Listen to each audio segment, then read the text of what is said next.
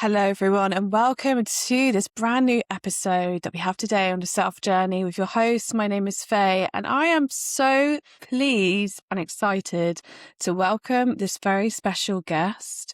Christine is with us today, and I had the privilege of meeting her at a beautiful course at the Arthur Findlay College. And since I met her, I've been left with so many questions and curiosity about who she is and how did our story begin, because our energy spoke a lot. So I'm very excited to have her here. And Christine is an intuitive and energetic consultant. She has over 30 years of experience and commitment dedicated to healing arts and walking a lifelong devotion to awakening. So you can really imagine how much beautiful sharings that come from this conversation.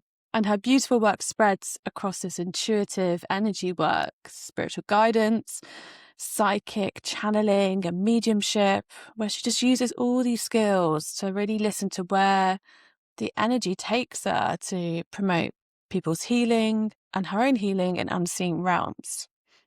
And she's also the creator of quantum spin healing. And I'm so curious about this, Christine. I have so many questions about this because it sounds absolutely amazing. And, just you being here today with this inspirational gift, working with energy and recalibrating people's fields of the energy systems and helping them to activate their potential. It's just such a gift that's needed in the world today. And I also love how you weave this into the power of conversation in your podcast, The Energy RX, which if you are not following already, I'd really recommend that you Thank you. do. So aren't we lucky to have Christine here today? Welcome with us. Oh, Faye, thank you for that beautiful introduction. Um, when I met you at the college, there was that spark of that recognition. I was like, oh, there's a kindred spirit. And I think that's one of my actual favorite things about going to the college is it's wonderful to expand your mediumship. So if you're not familiar with the Arthur Findlay College, it's the foremost college in the world to study mediumship, which is connecting with people who have passed on. But the most beautiful part is spending a full week with people with shared interests, but then you always meet a few extra special souls that you're like, oh, I know you from somewhere. I feel you. And so for me, I saw her and she was one of those lights, those sparks for me that lit up. So I'm so excited to be here having this conversation with you today. Well, thanks so much, Christine. I felt exactly the same. And, when someone's energy just speaks to you, there's this knowing, or I had this knowing that we're going to talk again. Yeah. And here we are today in this podcast having this conversation, which is absolutely amazing. And Christine, I've got so many questions for you. I Yeah. really have. There's so much curiosity. And, the one question that I would love to just kickstart with actually is how did this all start for you? Like, what was your very first memory of knowing there was something more to this world? Okay. So this is really a pretty long story, and I'm Huh? going to try to abbreviate as much as I can. Um, and I want to also begin. You're going to hear my story and Faye's story and some of the things that we do. I don't think there are any people that are special. We are all, in my belief, divinity in form. We all have these Huh. abilities, but some of us may have come in with this inclination towards working with this earlier on. And so I don't want anyone to feel that they don't have the exact same capacity with devotion and curiosity and commitment to do the exact same thing. So I want to begin there because I really push against some healers or teachers who are that this is a gift that I was born with, and so I have extra special abilities. I don't subscribe to that Mm. at all. Um, No, I totally agree. I think everyone has that potential or that uniqueness within, and it's okay for us to be inspired by you today, which is really special. yeah, so my story did start in childhood for me. Now, and it was interesting because I was thinking about how I was going to share how this all began. And so I've got to go back kind of to the very beginning. And this is sort of funny, but my parents had me at 19. So they were very young. They were high school sweethearts. And my mom ended up moving to Taiwan for a couple of years, and so when she moved to Taiwan, my dad dove really heavily into LSD and meditation. And so I didn't know this until much later in life, and I didn't even talk to him about spiritual things really until I was a fully grown adult. I had no idea. But it wasn't until actually fairly recently that I was like, "Oh, that makes sense that I, like, rode in on that energy." Like, that's where I chose to come in with, this person. He was sitting out in the front porch and white sheets and doing all the things, having kundalini awakenings and all the Mm. things. And so when I was a baby, so she came back from Taiwan to go to college. They ended up getting pregnant, had me. Um, and they were, for that first year, I think, still involved in some of these sort of consciousness societies and took me as a baby. Again, I didn't know this until I was an adult. So, fast forward a little bit from there. My family moved from New Orleans to San Francisco and they divorced. They were way too young when I was about 4. And at that time, my not well, there was sort of a period of transition, and I don't think was easy. I know that when I was Mm. really young, I would speak really fast. I would slur my words together because I think there was so much instability. There was so much love, but there was so much instability from these young people trying to make their way in the world, doing the best they possibly could. But it did have an effect on me. But that effect, I see it as a positive effect. I don't see that as being something that took away from my experience. It's something that refined me. And with having that struggle, I think it kind of pushed me a little bit into the unseen world. I remember Mm. I would go to bed at sometimes, this wasn't every night, and I would get up and out of my body and play in the house. I would run up these stairs and jump down, and I would play this. I'm like, "Oh, I'm gonna go play the game." So I had this, it was like there was some constriction in my regular life, but there was an expansion in the unseen world for me, which I think Mm. having that pressure and constriction facilitated for me. Um, Mm. and I would talk to great grandparents who had died, and it just seemed very natural. It didn't seem anything extraordinary. It was just, I don't think I even talked about it. It was just, Mm. oh, I'm going to talk to Papa Reese. And he would come and tell me stories, and I would talk to him all in my head. So now my grandparents ended up stepping in and really becoming my foundation and my anchors. And during this time, um, they had to move from San Francisco to Tokyo. And that was for me like this first like really major rupture. My mom is the most precious, loving, wonderful being. She was just young and didn't have the capacity to really take care of me, and she didn't have the support from her parents to help her. Mm. And I remember being devastated getting on that plane because for me I felt like I was going to Mars. I mean, like going to from Japan to Mm. Tokyo for a year was it was like my heart was being ripped out of my chest. So that was really overwhelming for me as, I think I was 6 turning 7. Mm.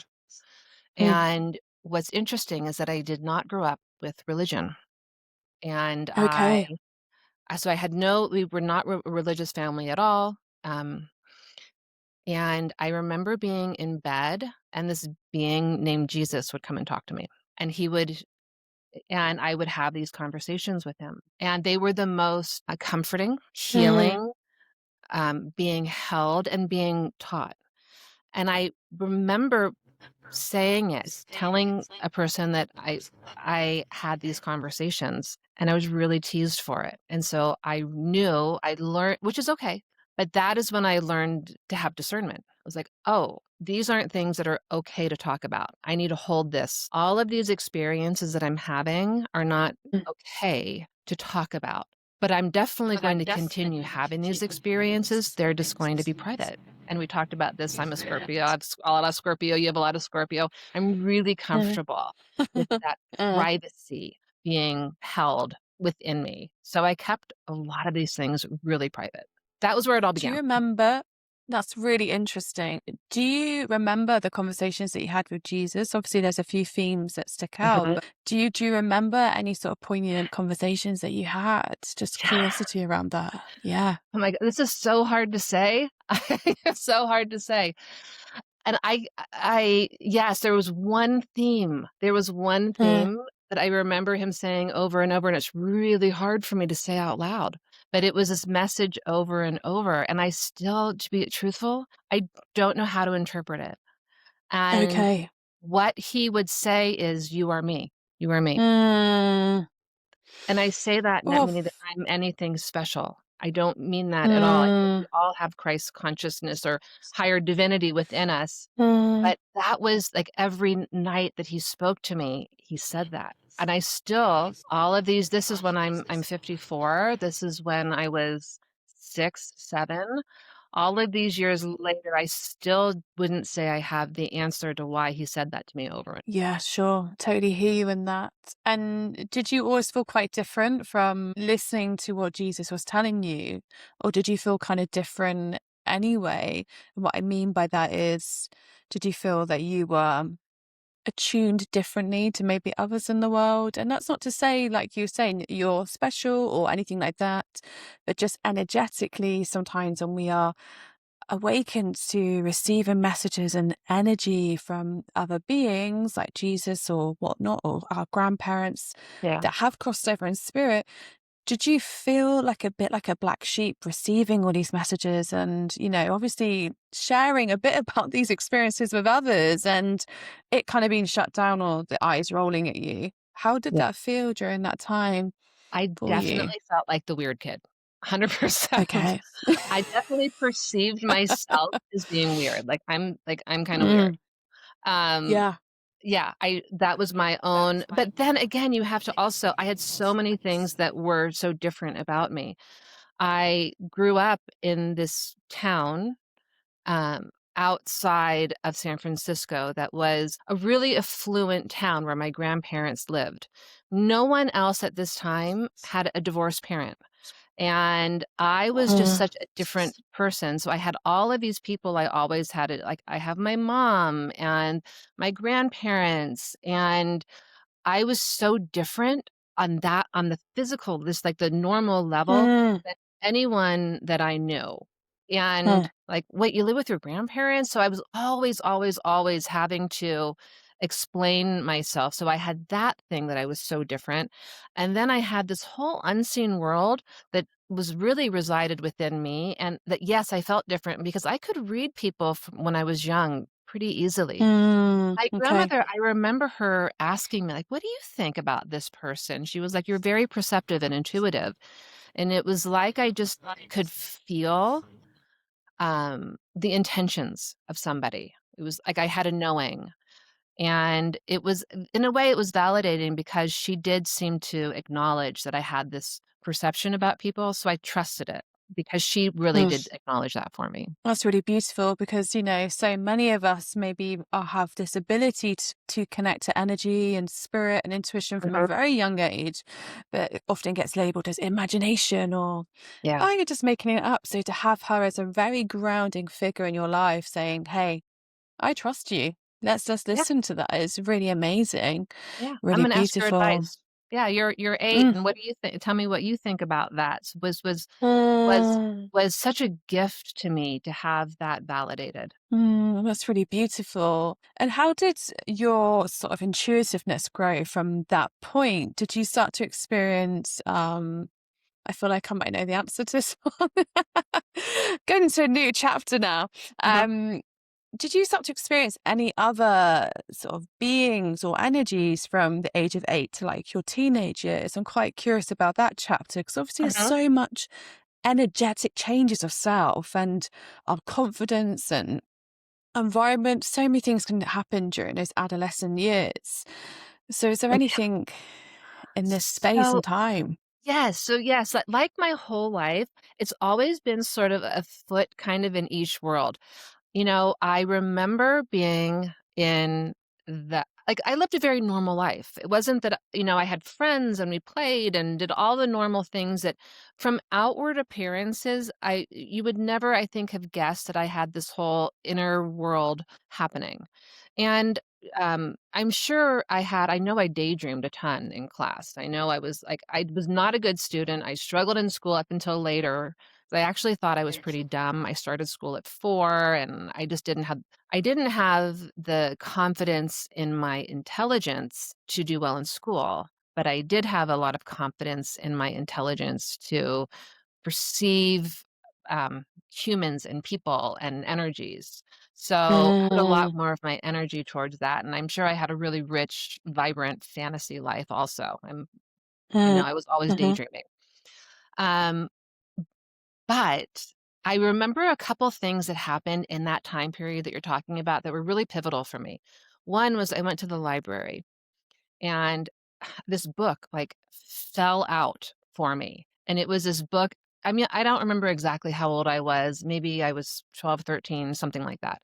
And it was the book Shirley MacLaine's Out on a Limb. Now you have to remember this is back in the 80s. There's very few books on spirituality and mysticism. Mm, So this book falls out yeah. for me, and in this book, she talks about having out-of-body experiences. Of course, I got it, and I knew it was for me, and I was like, "Oh, I knew it. I knew that you could do this," right? That was really, really, really validating.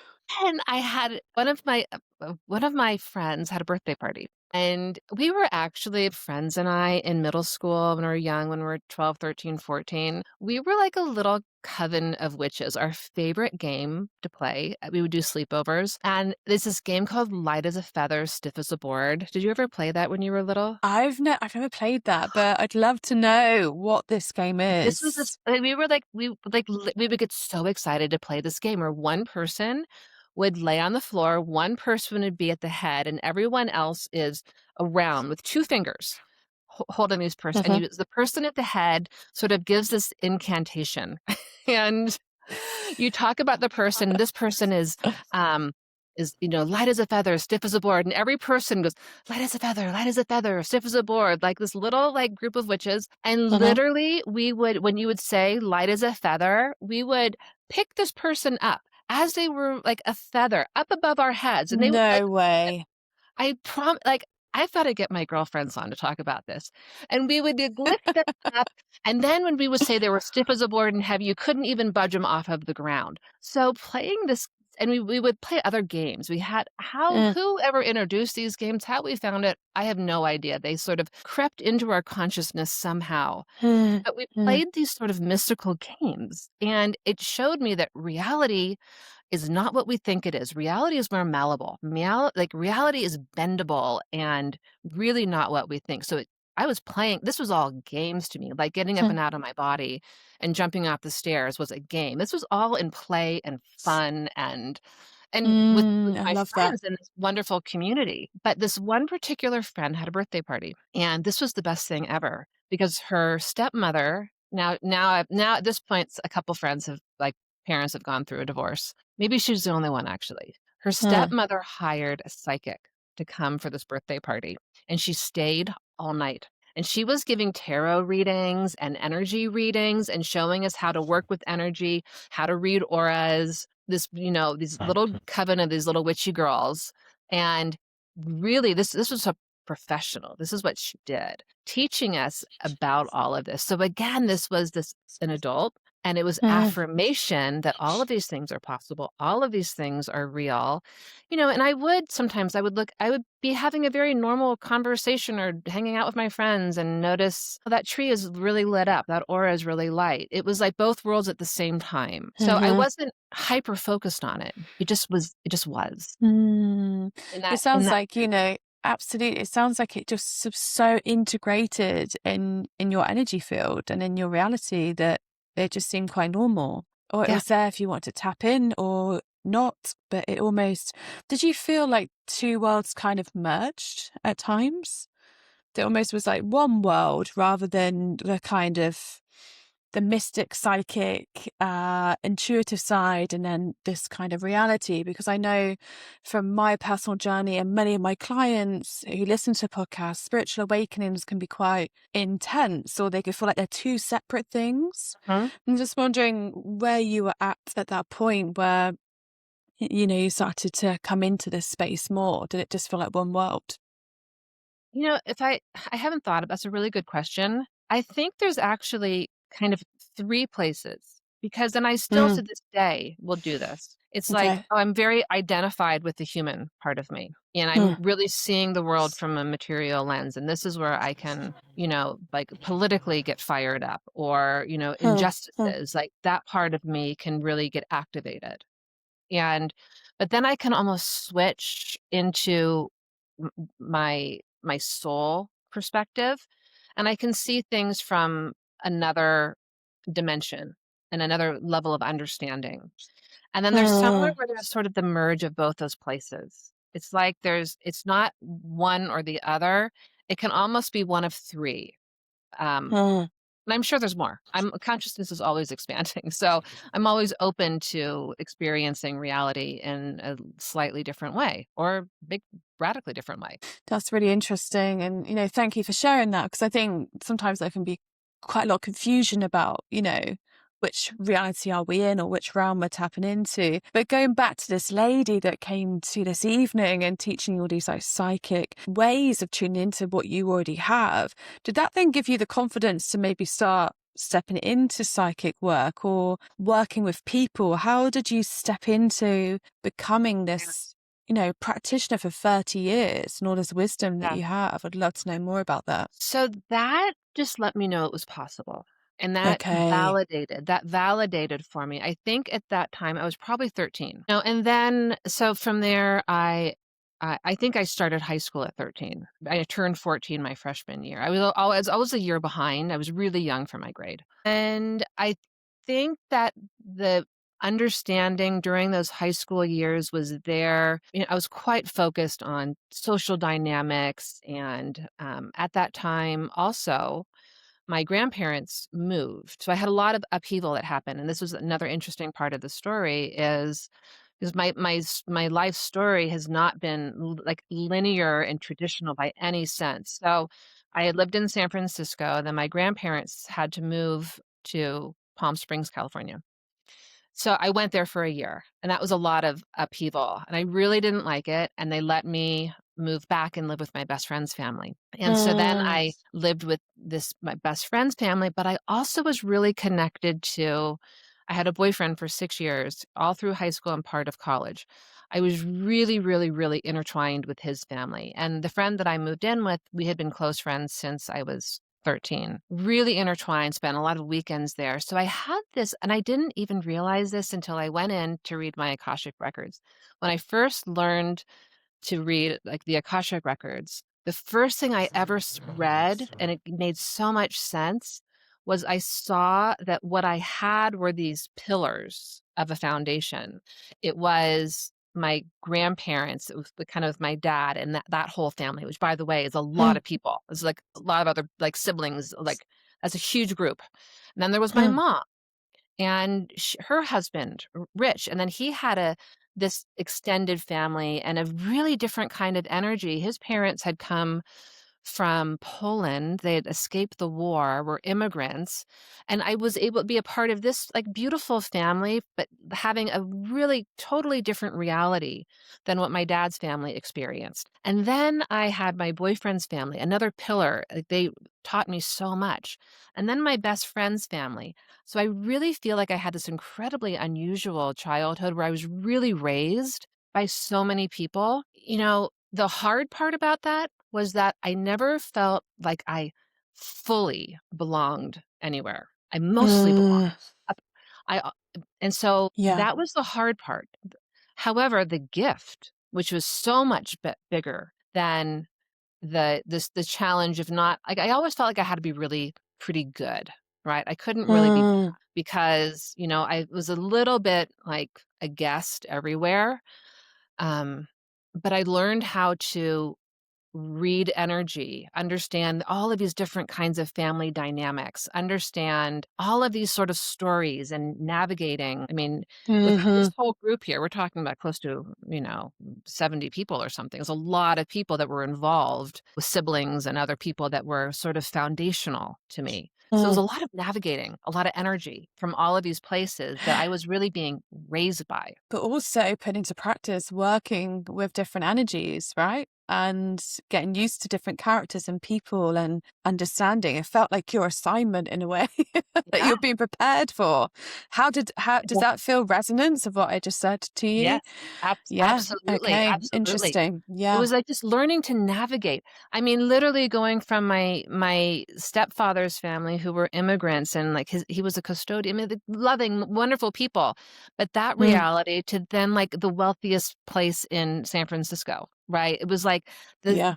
it was like different worlds, straddling in the physical world and straddling different worlds in the unseen world. I've like always been sort of straddling a lot of different Uh-huh. realities in a way. Uh-huh.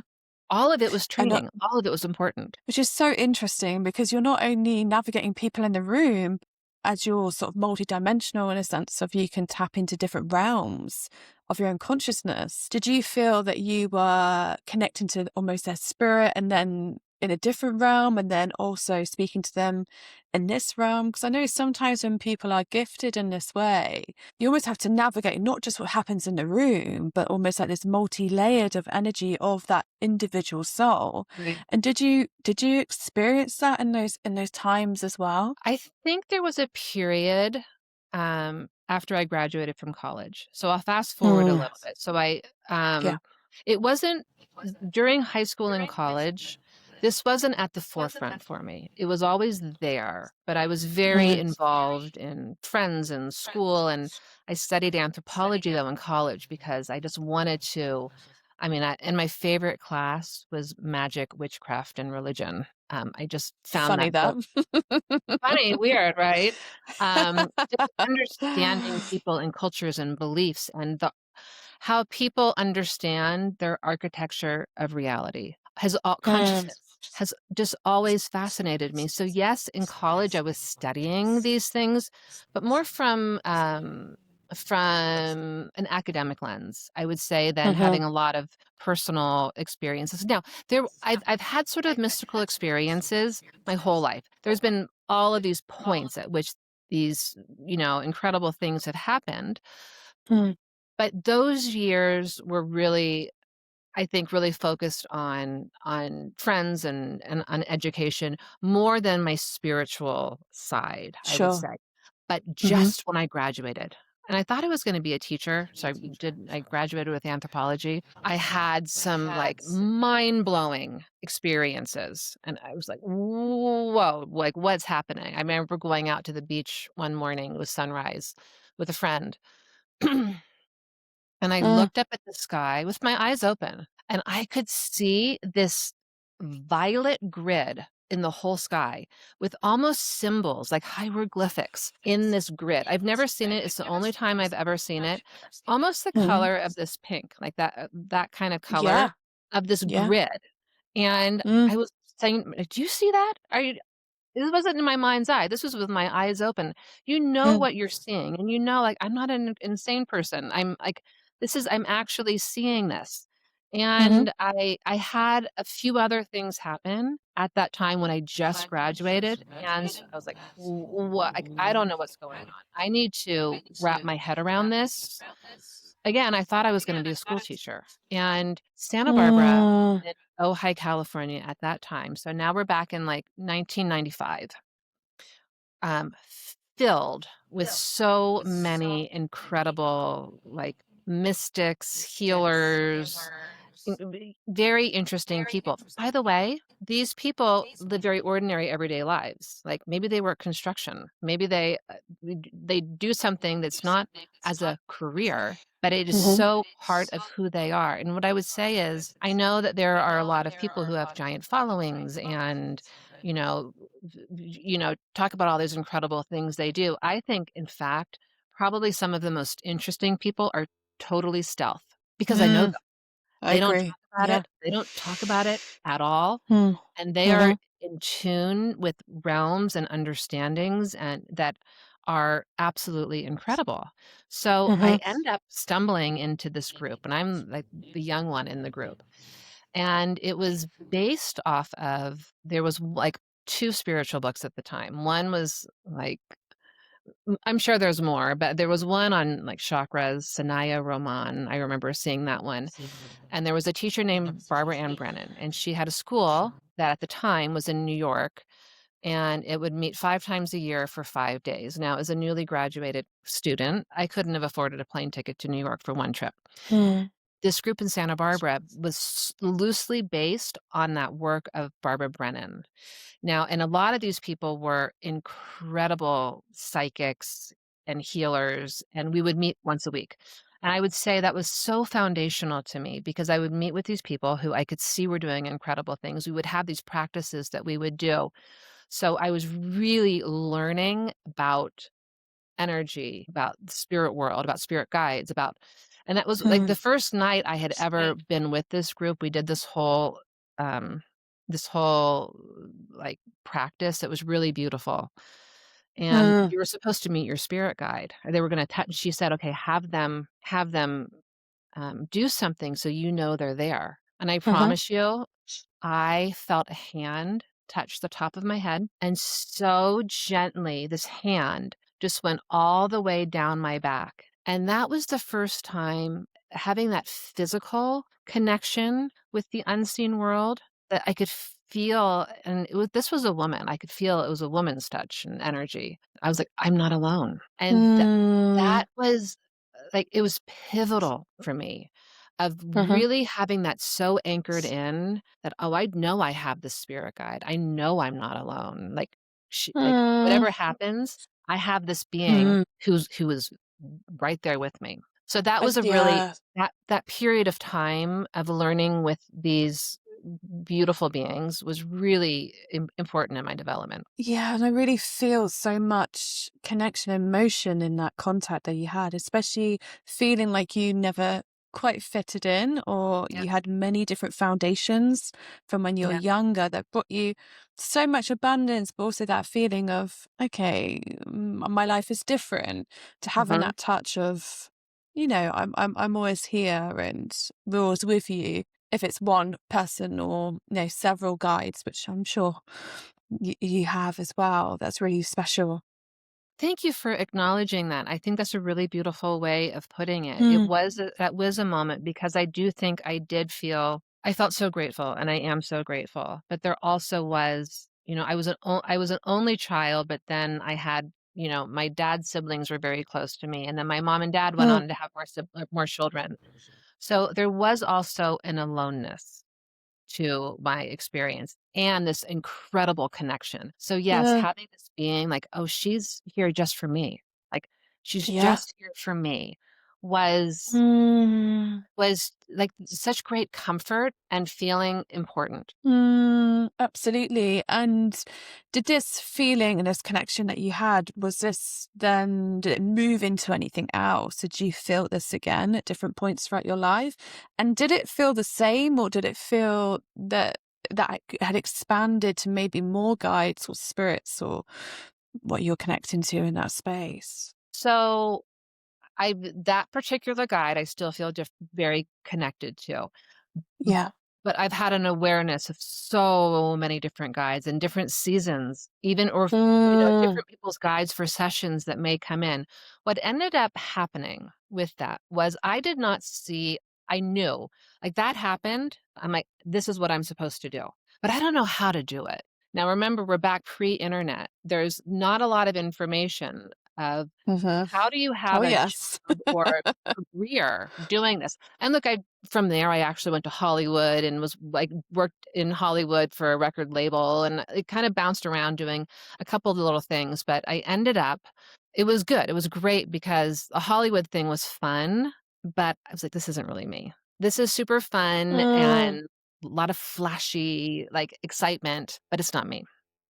How did you And feel it was in you? Because I feel like quite a lot of listeners might be connected to what you're saying, maybe living a life in a very corporate kind of lifestyle, or maybe in a sort of material world working, and maybe feel like, oh, this isn't for me. So I'm just curious how you felt in your energy that this wasn't for you, that might inspire them actually. I would say, so, I mean, a couple of things were happening at that time. Okay. One is I'm living in Los Angeles now. I've moved from Santa Hmm. Barbara to Los Angeles. I've decided it's a long story that I don't want to be a teacher anymore based on a couple experiences I had. I'm like, that's not what I really meant to do. And Hmm. my husband, who is my current husband, he was in a band. Hmm. That's a whole other podcast. That's a whole story.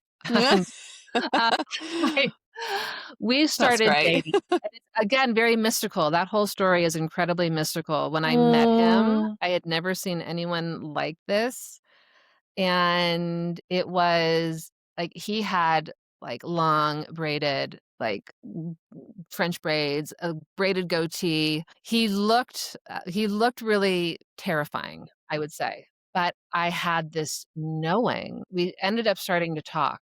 I wasn't attracted, but, there was this most profound soul connection that we had, and I didn't really wanna date him, but then it ended up just happening. Like, I know we, like, on this deep soul level, we're supposed to be together, and I, against all odds, I knew that I was safe with him. It was definitely don't judge a book by its cover. So, I'm living in Los Angeles. He was from Salt Lake City, Utah, and the band had to go back to Salt Lake City, Utah from Los Angeles. And there's more to that story. So he was going back to Salt Lake City, and I was in LA doing this job. And again, this job working in the record industry was really fun. But I also just had this knowing of, like, I'm enjoying this season of my life, but I don't want to do this. This doesn't feel soul fulfilling to me.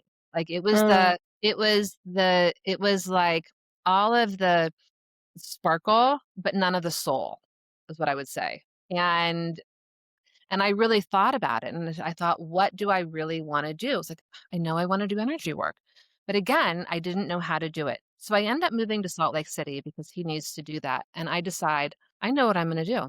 I'm gonna go to massage therapy school because I am going to learn how to work with the body, Mhm. and that's going to lead me. I'm gonna learn how to work with the physical, and that is going to help me learn how to work with the subtle realms, with the biofield, with the energetic field. And there was a school in Salt Lake City at the time. It was people came from around the world to go to it because it was like an 800-hour school. So, I went. It took me about a year to do the program. Again, I learned so much. Was so drawn to the craniosacral and the acupressure, everything energetic. Mm. Yes. But Mhm. that's where I learned about, like, the value and the importance of the physical body, because before then, I had put so much, focus and attention on the spirit.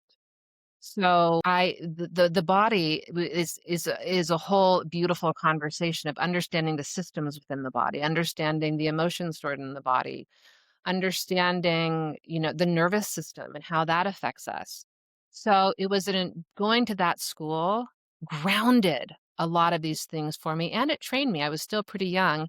From there, I went straight to my first job back to California, to Spa Ojai. So I had a massage job at this beautiful spa in Ojai, California. So I'm thrown back in again, back with my old. Mm. I've taken all of this, like, training, and I'm working at a spa, and then that circle expands because I was just in the Santa Barbara circle. Now I have this huge Ojai circle. Again, beautiful teachers, healers, learned and the spa would pay for incredible trainings, like learning all about Ayurveda and aromatherapy and, Mm. you know, Beautiful. and then all of the trades with all of the people. So that then expanded my awareness. It was like, it was just this beautiful next step of Mhm. learning about, soul and body and the importance of. Mm.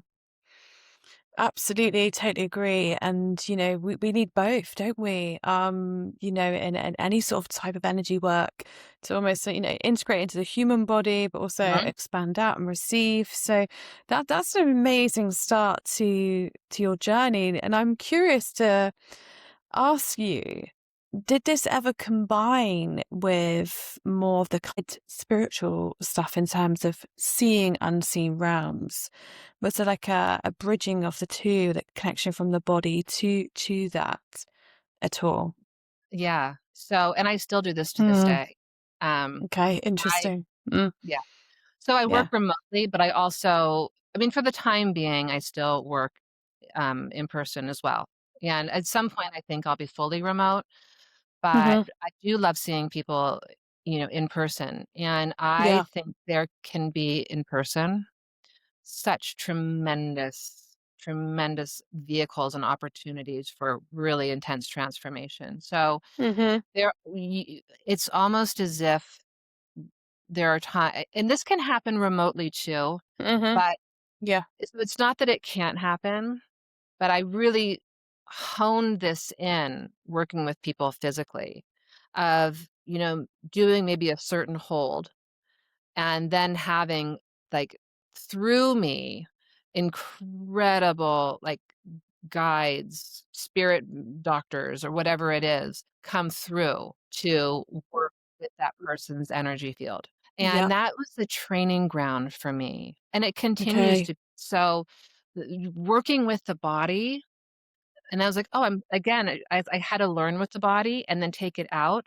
So then now those things can happen remotely, but I anchored it in, and I still because I think the work is beautiful, I still love to do it. But that's Mm, where I understood the true power of it and watched the transformation that happened, was with working with someone in person and their body. mm. Yeah, absolutely. Totally connect with that. Just in terms of my personal life and, practice as well. And there is something really beautiful about joining the two. Yeah. And did this start to form your own modality, like learning this kind of multi-layered approach? Because I feel like there's so much more to this journey of Yeah. connecting your like channel of receiving, in Mhm. these different unseen realms, but then with the body, it feels like there's a bridging that you Yeah. connected with. I'd love to hear more about that. After Spa Ojai, I stopped working when I got pregnant. And Mm. getting pregnant was actually this is kind of a funny story.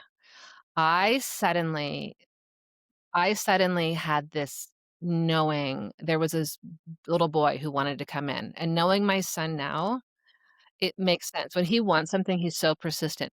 He was hanging around me, absolutely, absolutely harassing me. I mean, he was so persistent. And again, remember, like, I'm having this experience with this pressure from this little being, like, come on, come on, come on, come on. And my husband's like, Sounds no, familiar. oh, I wanna hear about that. My husband was like, "No, we are not in a position to have children yet. Like, this isn't the right timing. We have to wait for the right timing." He's very practical.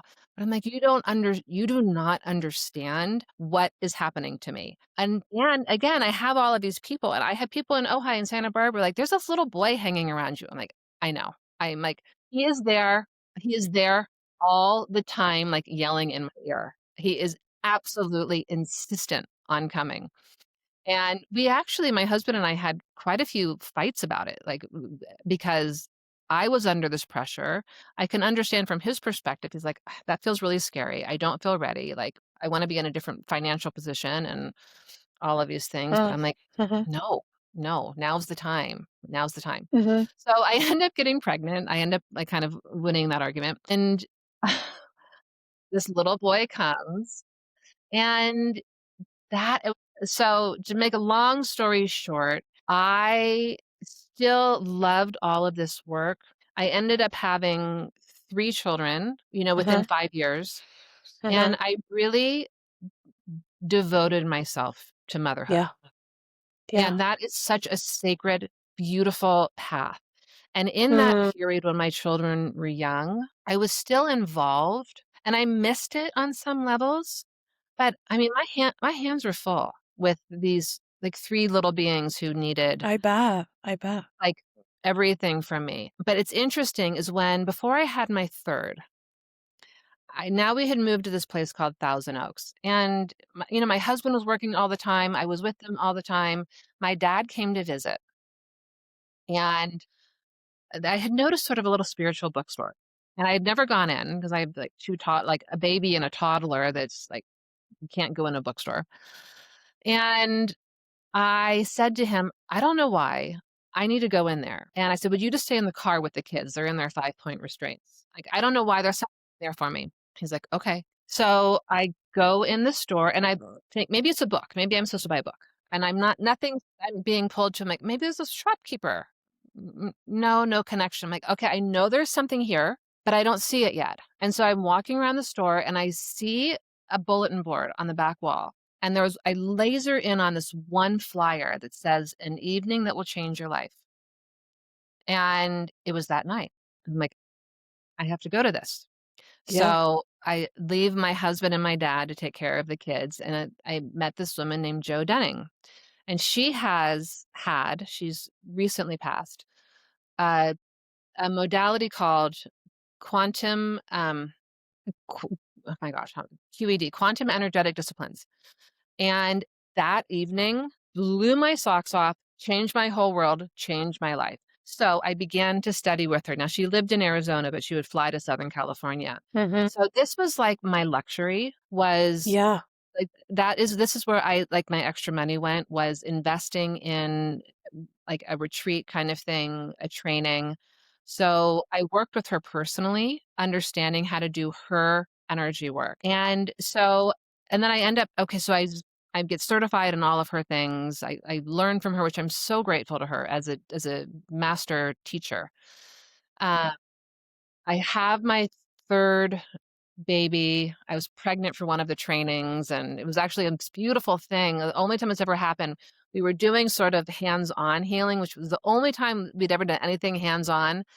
And I was laying, they were all healing me, and my baby, the whole foot came and pushed out, and you Oh. could see foot pushing out. She was like, "I'm here. I'm here. Like I'm part of this." And Yeah. That's really special. Joe came over and touched her foot, and it was this, like, beautiful, beautiful moment. So, okay, fast forward. Again, I'm so devoted to motherhood, and I started having and again, this is this bridging of the seen and the unseen worlds, where I'm bridging the mundane and the ordinary, like making lunches, doing carpools, doing all of those things, but then in quiet moments in evenings, I started having profound teachings from spirit. And in this period of time, and I think my Yeah. kids would probably even be surprised to hear this because they had a very ordinary life. It wasn't that I was talking about all of these things. It was I just didn't feel the need to share because quite honestly, I was integrating a lot. Like, it was a lot that was happening, like, I would know at this time, you're gonna go lay down, and there would be an attunement. Like, one time, Mm, I remember and I remember this is gonna sound so crazy, I know how it sounds coming out of my mouth, but go for it. I love crazy. yeah, I remember in one of these things, like, it says, like, lay down, and your consciousness starts to drift off and drift away, and I opened my eyes, and I was in ancient Egypt. I know that Mm. sounds I No, opened my eye that makes perfect sense to me. Honestly. Thank you. Yeah. I Yeah. opened my eyes, and I Okay. find myself on this stone with this bald priest above me, and he's, like, Mm, whispers, like, "They're waiting for you." And then mm, I could see the outside, and there were all of these people, and I think it's the temple of Isis, because I had to look it up, I didn't even know. It was the one with, like, pillars that goes down like this, and I saw in the center a drummer drumming, and on the top of the side, there was like, 2 big fires, and there was some kind of thing happening there. And so it was just there's too many stories to share, but it was like being and then I would open my eyes and I'd be back. And it wasn't like a fantasy or a daydream, it was really another stepping into another kind of reality, and I could feel energetic shifts happening, it was like an attunement, an initiation. It was this period of time some things were actually kind of scary, actually. yeah. Um, Yeah. I can like, I had imagine. to face Hmm. some things, like, one time I suddenly found myself, and there was this giant grizzly bear in the center of a field, and I remember, "Oh, you have to go, like, it's either gonna devour you, you've gotta show your heart." Like, so I just had to walk up to it and, like, open my hands and let it take this big sniff and like breathe in my essence. And it was either going to eat me or it was going to sort of merge with me on Mm, some. And there were so things like there were these moments of time that were not in this dimension, that were, like, extra mhm. dimensional, but were very Yeah. real for me, and those Yeah. things still happen and are very real for me. It's this liminal space that I think we can discount as imagination. Like, Preach.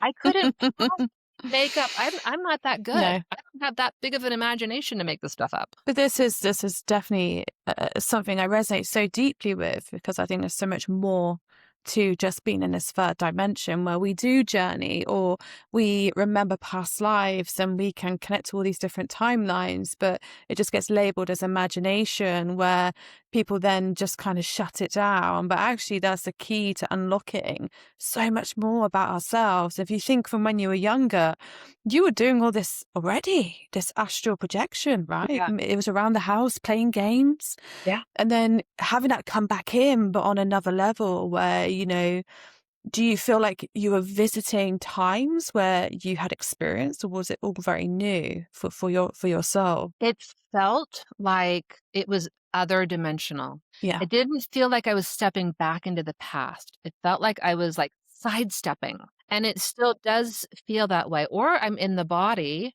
right, and there's something being rewired, Yeah. restructured, recalibrated in some way, because that helps me. So what ends up happening with the you asked quantum spin healing. So this is when that dropped in for me, it was probably about 2013. I Okay. had this period where I felt like I was pregnant. Now, I knew what being pregnant felt like. I wasn't pregnant, but I felt very pregnant. It was like a gestation period. Like I was holding something, like something had come in. I was holding it for maybe 9 months. I don't remember exactly, but for a long time, like something wants to be birthed. I don't know what it is. I feel like I'm pregnant. And so my own system of healing, this quantum spin healing, came through. And then I started very quietly um, working, like trying it out, right? It was like, Mm, this is something brand new. So it was a soft, quiet of learning how to like work with that energy. Now, mhm. at about that time, also, as these, like a lot of these initiations are happening, I didn't want to go back to work because I wanted to be a really devoted full-time mom, but we definitely at that period of time was like, hey, we need a little extra money. So I had a massage therapy license and this really extraordinary spa opened in a place called Park City. It's called Spa Montage. And so I picked up like 2 shifts a week there. And again, this was an extraordinary time for me because this spa was so at that time they spent like $30,000 a therapist on learning all these incredible like water train manual lymphatic drainage. So you like really understanding the fascia. Again, it was this like really Mm, in-depth understanding of yeah. the body and how to heal the body. It was such a gift. But then I was often paired with like celebrities or CEOs or politicians. And it, because of the nature of this spa. And that was a gift in itself also of really understanding we all have the same nervous systems, of just the human condition of how you could look at anyone out there and the humanness of all of us. And those people in particular in high visibility, high pressure kind of positions can have nervous systems um, that have a lot going on. And so learning how to help those people regulate themselves and come into balance and come into calm, you had to work with a lot of understanding and confidence to be able to help them come into um, coherence again. Yeah, sure. And that's such a new genre of people, isn't it? Again, going back to when you're always presented with all these different foundations and different Yeah. groups of people, it's almost like there's ever learning. So did that help you expand your own practice with this new modality that dropped in? Yeah, it did. So I think it gave me confidence. And so I'm working with energy up there too, because I'm working with people who are like highly discerning. And working with I'm not giving them anyone who would come in who wanted on any kind of energy work, they would send to me, like, "Oh," or Mhm. they'd call me in, "Hey, can you come in? This person is here, and they are interested in energy work." So I was able to go up and work with people who were really discerning on who they worked with and be able to do energy work with them. And then as I developed and got more and more comfortable in my own personal modality of my quantum spin healing, eventually I stepped away from montage and then opened up. But I didn't really do it until I didn't step away from that until I felt like my kids didn't need me on such an everyday level. Once they sort of were able to drive themselves and, take more care of themselves, I could let my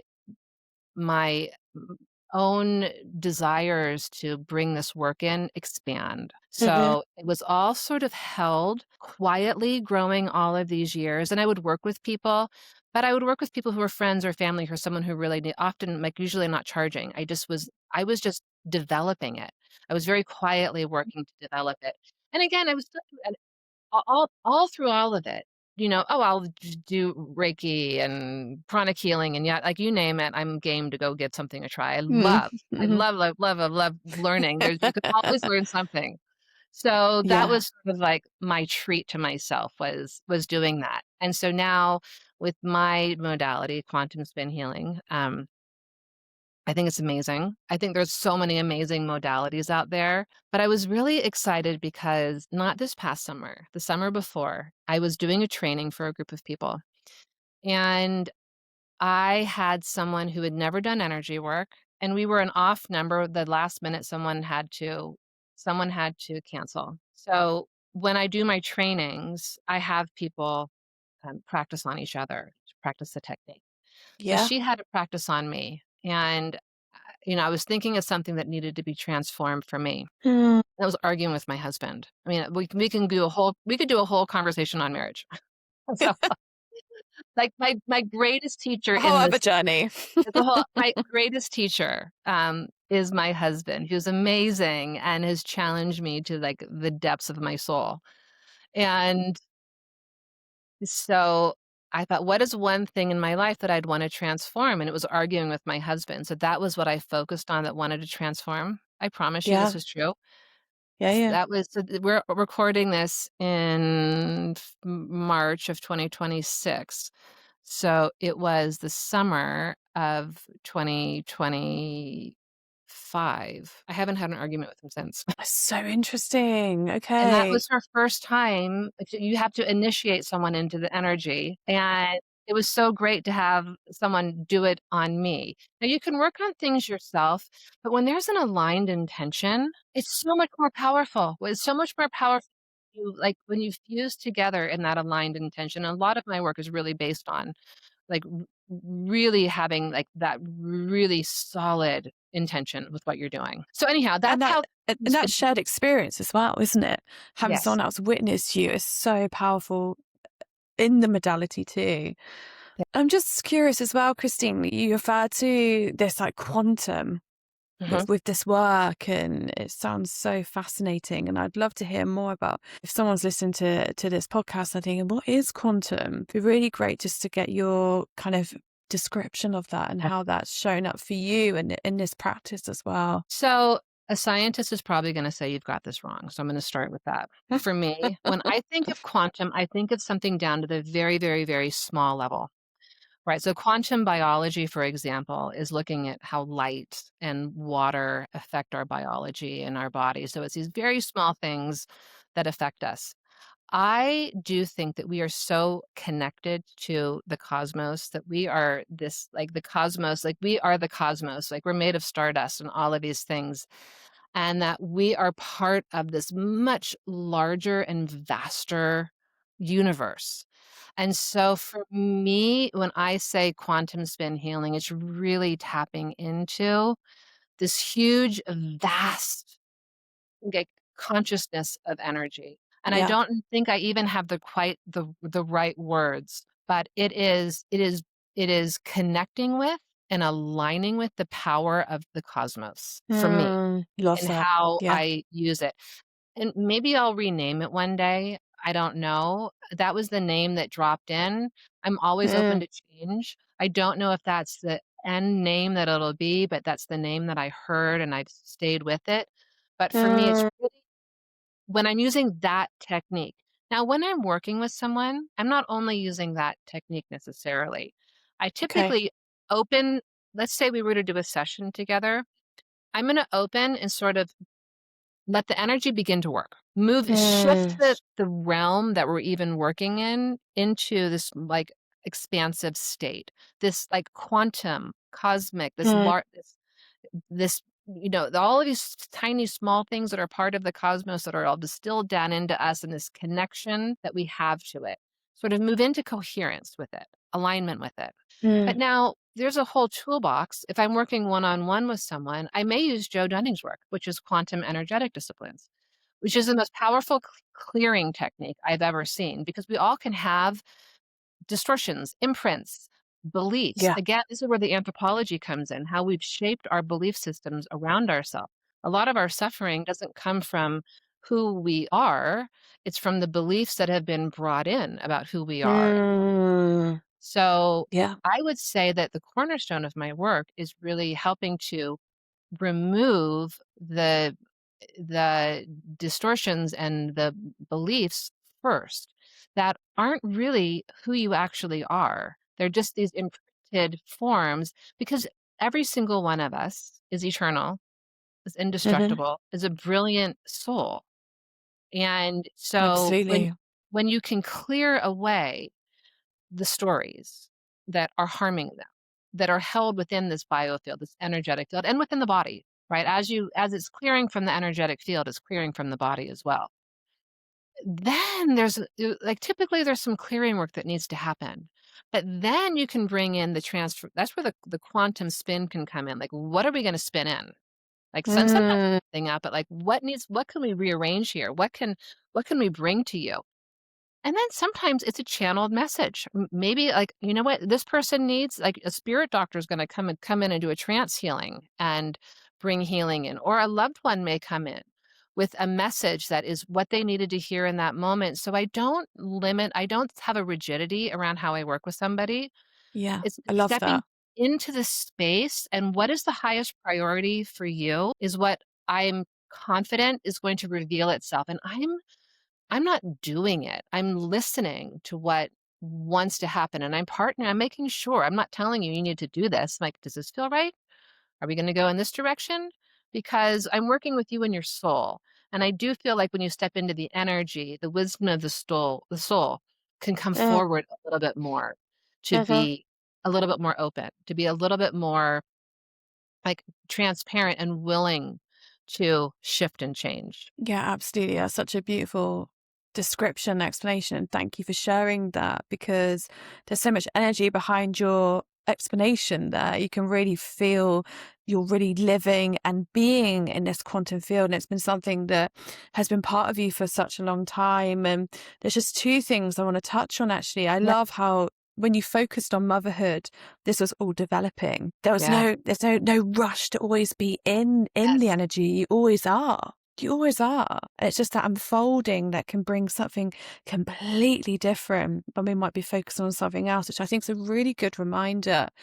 And secondly, I love how you are a channel for all things to come through as long as it aligns that individual that you are working with energetically, and just being so confident in that, knowing that you can use this integrative kind of toolkit. Sometimes it's channel message, sometimes it's this, sometimes it's that.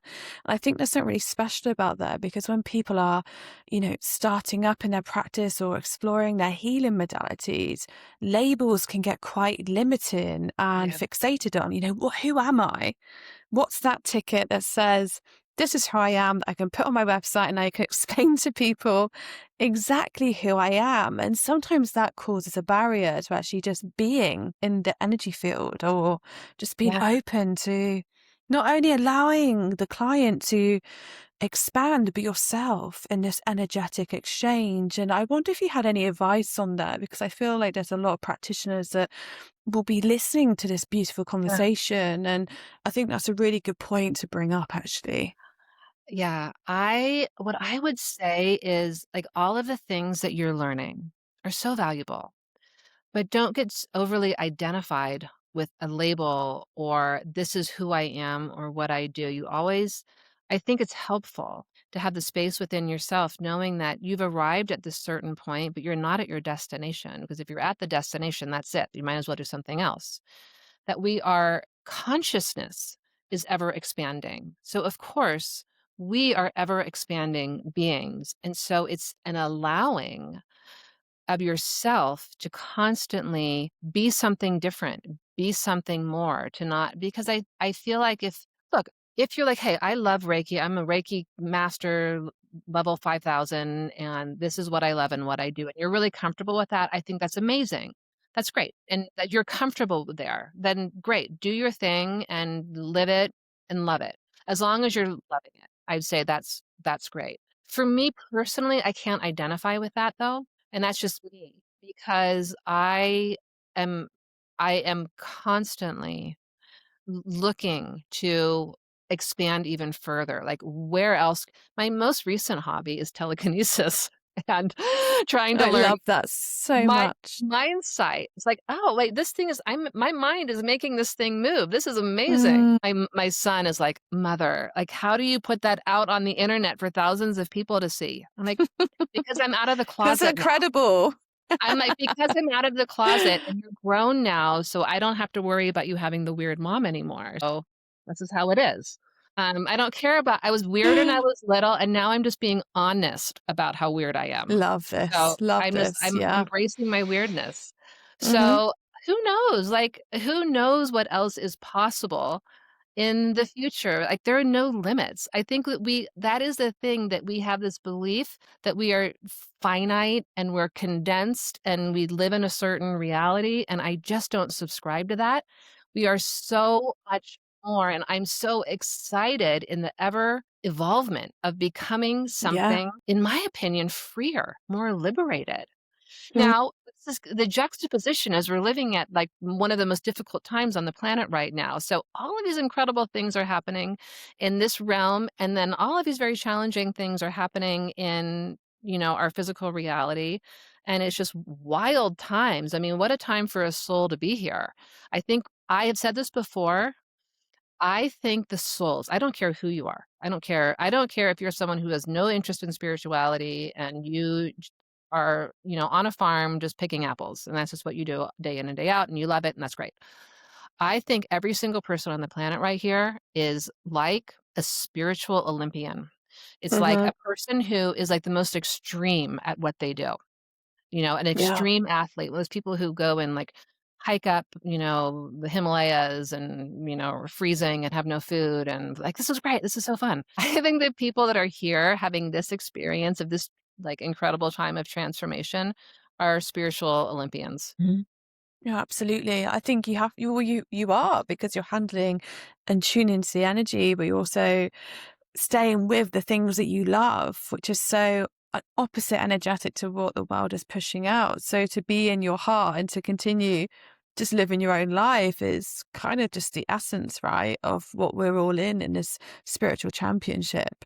So I love that so much. And Yeah.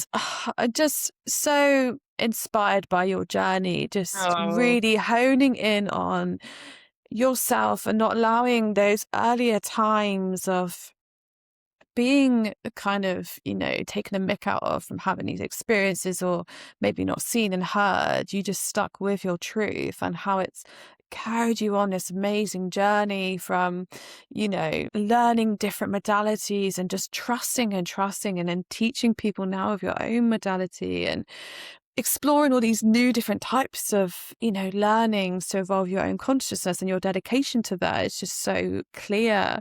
It's so inspirational. And I think, your commitment to this understanding and this helping others, but also yourself, is something that is really felt throughout this conversation. I just really want to acknowledge and witness that Mhm. to you, Thank you. because it's so easy just to, carry on with what we feel is right, but there's a dedication behind that.